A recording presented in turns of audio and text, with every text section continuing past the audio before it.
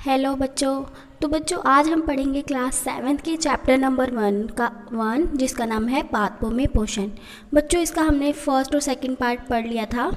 हमने पिछले वीडियो में प्रकाश संश्लेषण की प्रक्रिया पढ़ ली थी और पादपों में कार्बोहाइड्रेट के अतिरिक्त अन्य खाद्यों का संश्लेषण, मतलब जो पादप होते हैं वो कार्बोहाइड्रेट के अलावा क्या क्या लेते हैं, जैसे नाइट्रोजन के बारे में पढ़ा था। ठीक है बच्चों, तो हम आज नेक्स्ट टॉपिक स्टार्ट करेंगे पादपों में पोषण की अन्य विधियाँ।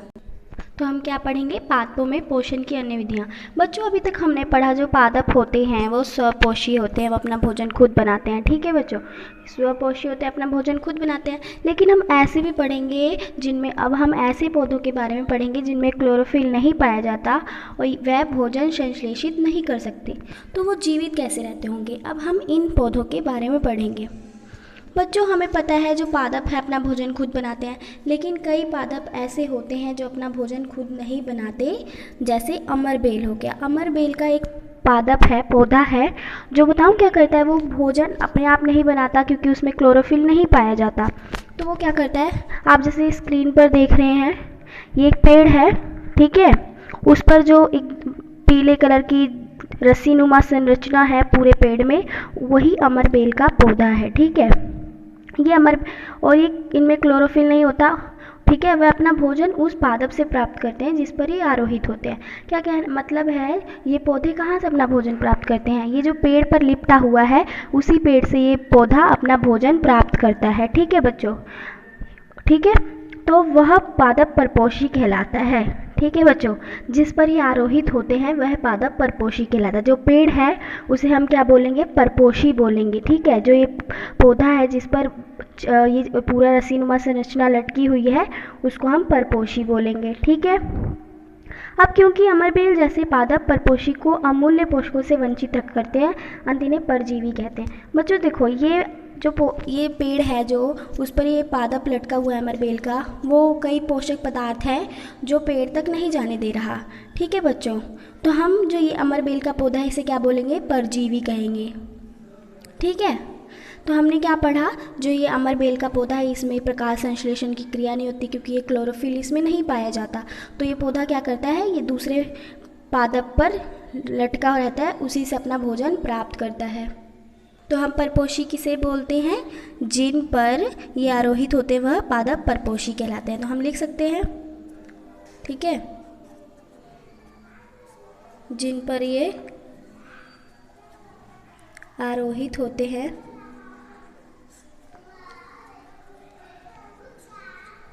उन्हें क्या बोलते हैं? आरोहित, मतलब जिन पर ये लगे होते हैं, आरोहित होते हैं, वह पादप क्या कहलाते हैं? परपोषी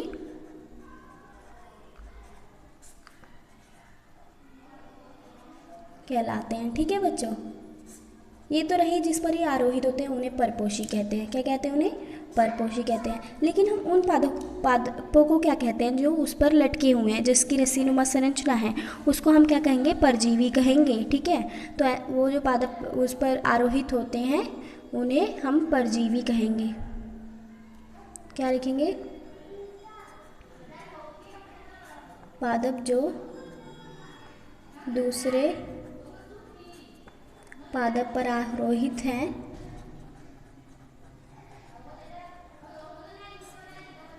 उन्हें क्या कहेंगे? परजीवी कहेंगे।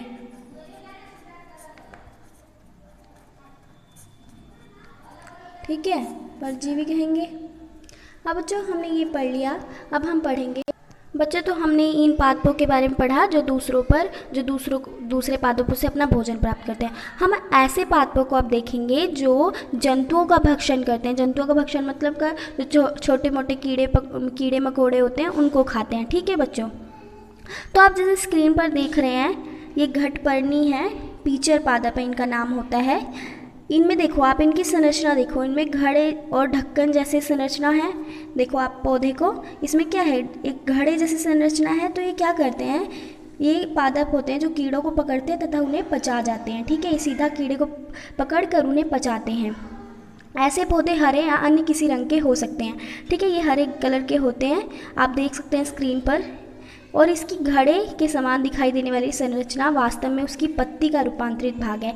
मतलब ये जो पत्ती है इसकी, उसका ही भाग है ये घड़े जैसी संरचना। ठीक है बच्चों, तो पत्ते का शीर्ष भाग घड़े का ढक्कन बनाता है। घड़े के अंदर अनेक रोम होते हैं जो नीचे की ओर ढल के रहते हैं, अर्थात अधोमुखी होते हैं। जब कोई कीट घड़े में प्रवेश करता है तो यह उसके रोमों को बंद कर लेता है। ठीक है बच्चों, इसका मतलब क्या हुआ, जो ये पत्ता है उसके भाग है ये घड़े जैसा, तो इसमें बहुत सारे रोम जैसे धागे होते हैं। ठीक है बच्चों, जब कोई कीट आता है तो उसे वो पकड़ लेता है, फिर अपने रोमों को बंद कर देता है, और इन्हें हम क्या कहते हैं, कीटभक्षी पादप। ठीक है, हम इसे भी लिख लेंगे, कीटभक्षी पादप किन्हें कहते हैं।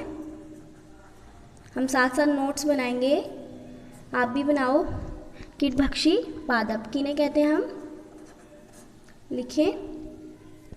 कीटभक्षी पादप किन्हें कहते हैं, कीटों का भक्षण करने वाले ऐसे पादप कीटभक्षी पादप कहलाते हैं। ठीक है, तो हम लिख देंगे, बस सिंपल है ये, कीटों का भक्षण मतलब उन्हें पकड़ लेना, उन्हें पचा देना फिर खाकर। ठीक है, कीटों का भक्षण करने वाले पादप। ठीक है, कीटभक्षी पादप किन्हें कहते हैं, कीटों का भक्षण करने वाले पादपों को कीटभक्षी पादप कहते हैं। ठीक है बच्चों, आप देखो, घटपर्णी है जो प्रकाश संश्लेषण संपादित करता है। ठीक है, मतलब उसमें प्रकाश संश्लेषण की क्रिया होती है क्योंकि इसमें क्लोरोफिल पाया जाता है। तो ये कीटों का भक्षण क्यों करता है, हमें क्वेश्चन ये उठा। जो कीटभक्षी पादप है, जैसे आपने स्क्रीन पर देखा था, उनमें ग्रीन कलर का है, वो उनमें क्लोरोफिल पाया जाता है, और अगर क्लोरोफिल पाया जाता है तो वो प्रकाश संश्लेषण की क्रिया भी कर सकते हैं, लेकिन फिर भी वो कीटों का भक्षण करते हैं। ऐसा क्यों बच्चों, ऐसा इसलिए हो सकता है क्योंकि जो मिट्टी होती है जहाँ पर वो उगते हैं, उस मिट्टी में क्या पता पोषक पदार्थ ना होते हों जिनकी इन कीटों को, इन पादपों को ज़रूरत है। ठीक है बच्चों, इसीलिए कीटों का भक्षण करते हैं। तो हमने पढ़ लिया इन पादपों के बारे में। अब हम पढ़ेंगे अपना नेक्स्ट टॉपिक, मृतजीवी। बच्चों आपने ना हम अब मृतजीवी के बारे में पढ़ेंगे।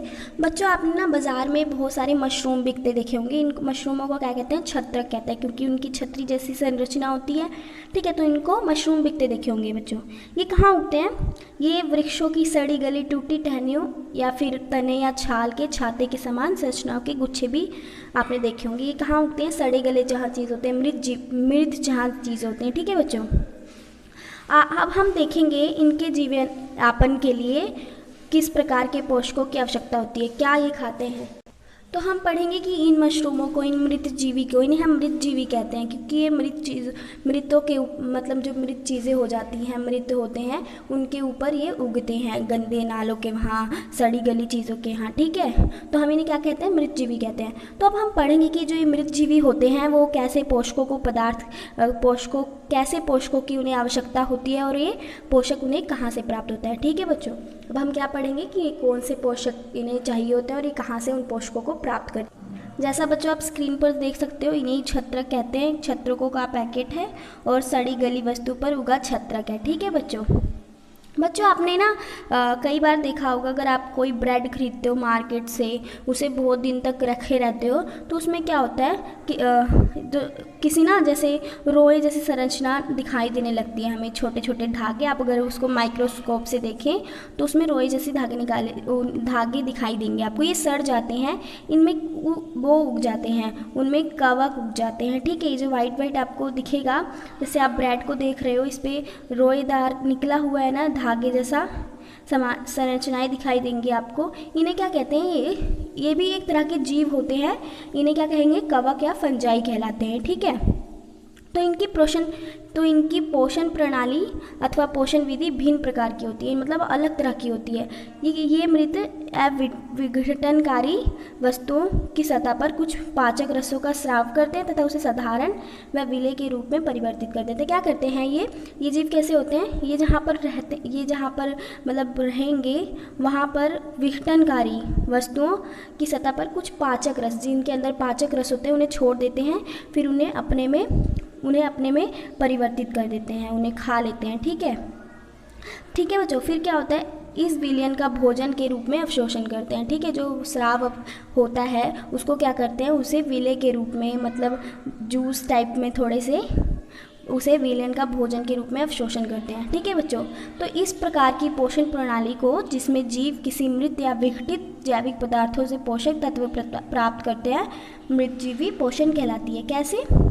देखो बच्चों, जिसमें क्या होता है, जीव, ठीक है, जीव क्या होता है, किसी मृत या विघटित जैविक पदार्थों, जैसे सड़ा गला चीज़ हो गया, गंदी नाली से, कीड़े मकोड़े वाला, और जहाँ पर मृत हो, कीड़े मकोड़े हों, ठीक है, तो उनसे ही क्या करता है, पोषक तत्व प्राप्त करता है। तो इन्हें क्या कहते हैं हम, मृतजीवी पोषण कहते हैं। ठीक है, तो ठीक है बच्चों, अब मृतजीवी पोषण प्रणाली का उपयोग करने वाले जीव क्या कहलाएंगे, मृतजीवी कहलाएंगे। तो हमने क्या पढ़ा अभी, मृतजीवी के बारे में, मशरूम हो गए और ये ब्रेड पर उगने वाली कवक हो गई, ये सारे क्या है, मृतजीवी हैं, क्योंकि ये कहाँ से भोजन प्राप्त करते हैं, मृतजीवी पोषण प्रणाली से करते हैं।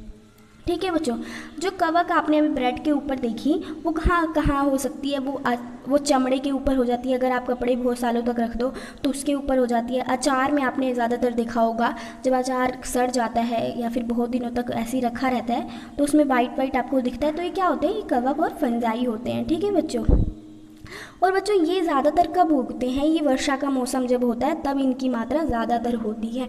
ठीक है बच्चों, तो अब क्वेश्चन ये उठता है कि ये वर्षा के मौसम में ही क्यों होते हैं, क्यों ये ज़्यादातर वर्षा के मौसम में इनकी वृद्धि हो जाती है। तो बच्चों, कवकों के बीजाणु वायु में उपस्थित होते हैं, मतलब जो कवक हैं उनके जो बीज हैं, वो बीजाणु हैं, वो ना हमारे एयर में होते हैं, वायु में उपस्थित होते हैं। ठीक है बच्चों, तो जब वे किसी ऐसे जैव पदार्थ अथवा उत्पाद पर बैठते हैं जो नम या उष्ण हो, कहाँ पर ये बैठते हैं, उष्ण मतलब थोड़ा थोड़ा गर्म, थोड़ा नरम, जहाँ ऊपर वायु हल्की और नीचे गर्मी सतह हो, वहाँ पर ये बैठते हैं, तो वे अंकुरित होकर नए कवक को जन्म दे देते हैं। ठीक है, उनकी वृद्धि होती जाती है वर्षा के मौसम में।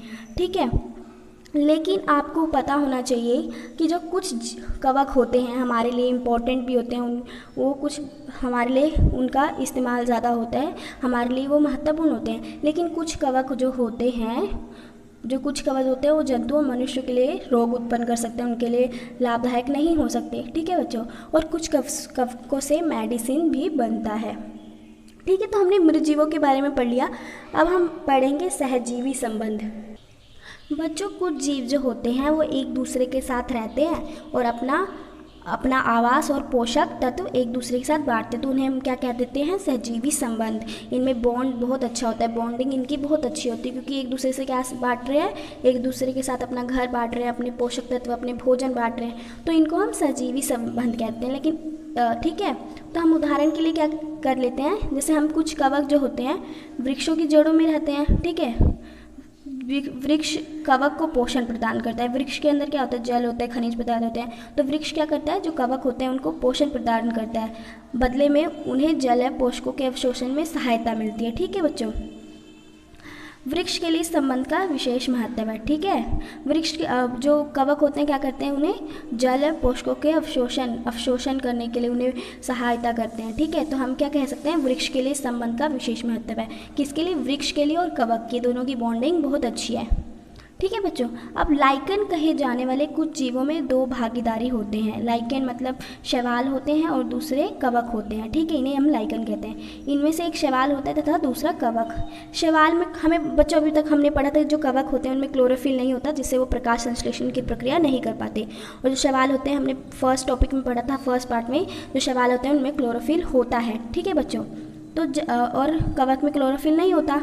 कवक शैवाल को रहने का स्थान, जल एवं पोषक तत्व उपलब्ध कराता है, तथा बदले में शैवाल क्या करता है, उन्हें प्रकाश संश्लेषण की क्रिया द्वारा संश्लेषित खाद्य कवक को देता है। ठीक है बच्चों, कवक क्या करता है, उसे अपने रहने के लिए स्थान दे देता है, जल दे देता है, पोषक तत्व दे देता है, बदले में शैवाल क्या देता है, प्रकाश संश्लेषण की क्रिया के लिए संश्लेषित खाद्य कवक को दे देता है। तो इनकी बॉन्डिंग भी अच्छी हो गई, इनमें भी क्या हो गया, सहजीवी संबंध हो गया।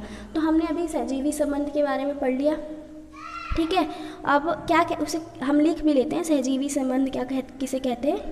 देखो बच्चों, कैसे कहते हैं, कुछ जीव एक दूसरे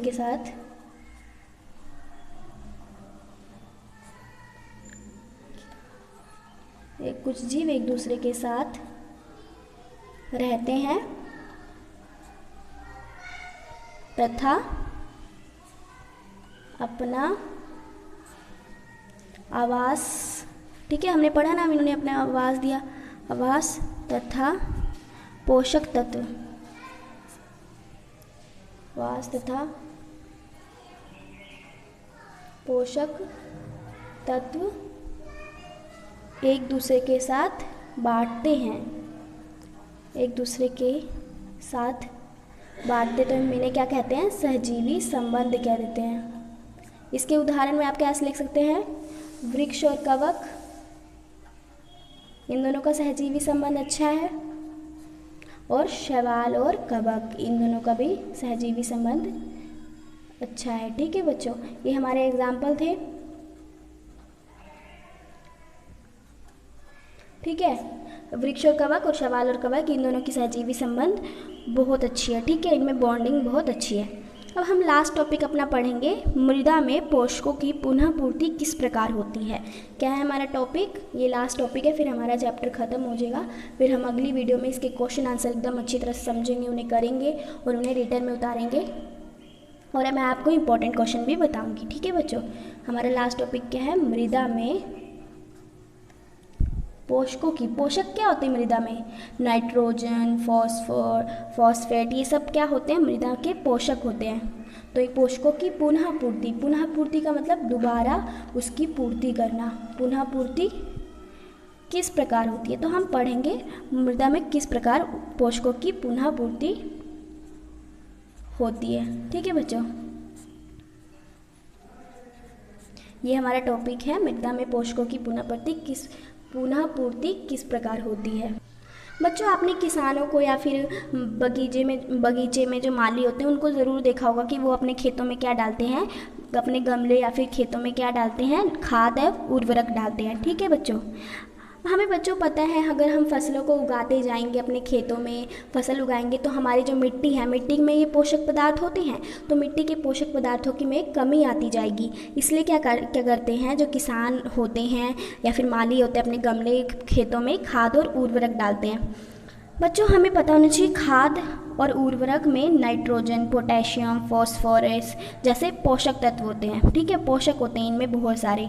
तो पादपों द्वारा लगातार उपयोग किए जाने के कारण मृदा में उनकी मात्रा धीरे धीरे कम होती है। अगर हम पौधों को उगाते हैं अपने खेतों में, तो मृदा पौधे जो होते हैं उन पोषकों को ले लेते हैं, जिससे मिट्टी में पोषकों की कमी हो जाती है। इसलिए मृदा को इन पोषकों तत्वों से समृद्ध करने के लिए हम क्या करते हैं, उसमें खाद और उर्वरक मिलाते हैं। ठीक है बच्चों, और यदि हमें पादप के पोषण की आवश्यकता के बारे में ज्ञान हो तो हम न केवल पादपों को उगा सकते हैं बल्कि उन्हें स्वस्थ भी रख सकते हैं। हमें अच्छी तरह से पादपों को ग्रो करना है, उन्हें उगाना है, तो हम उनमें खाद और उर्वरक डाल के बहुत अच्छी तरह से उनको उगा सकते हैं।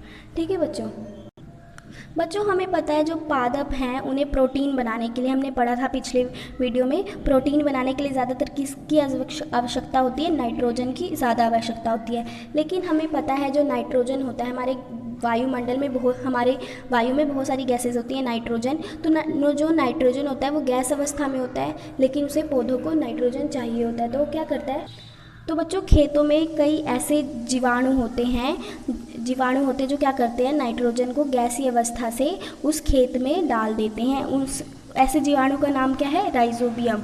ठीक है, जो राइजोबियम जीवाणु होता है वो क्या करता है, जो गैसीय अवस्था में नाइट्रोजन होती है उसको किस में परिवर्तित कर देता है, उसे मिट्टी में लाकर रख देता है, जिससे कि जो मिट्टी होती है और जो पादप होते हैं, पौधे होते हैं, उसे नाइट्रोजन अपने आप में ग्रहण कर लेते हैं। ये किस जीवाणु द्वारा होता है, राइजोबियम। ठीक है,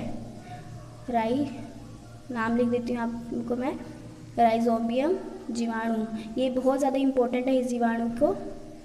ठीक है बच्चों, अब हमने देखो बच्चों, जो राइजोबियम है अपना भोजन स्वयं नहीं बना सकता। ठीक है, जो राइजोबियम जीवाणु है एक तरह का, लेकिन वो अपना भोजन स्वयं नहीं बना सकता। ठीक है, ये क्या करता है, ये चना, मटर, मूंग, सेम अथवा अन्य फलीदार पादपों की जड़ों में रहते हैं तथा उनमें नाइट्रोजन की आपूर्ति करते हैं। ठीक है, तो हमें क्या ज़रूरत है, हम ये दालों में भी होते हैं, दालों की जड़ों में जब हम उन्हें उगाते हैं तो हमें दालों को नाइट्रोजन, खाद और उर्वरक देने की ज़रूरत नहीं होती, क्योंकि जो ये राइजोबियम जीवाणु होते हैं ये उसकी पूर्ति कर देते हैं। ठीक है बच्चों, तो हमारा चैप्टर ये ख़त्म हो चुका है।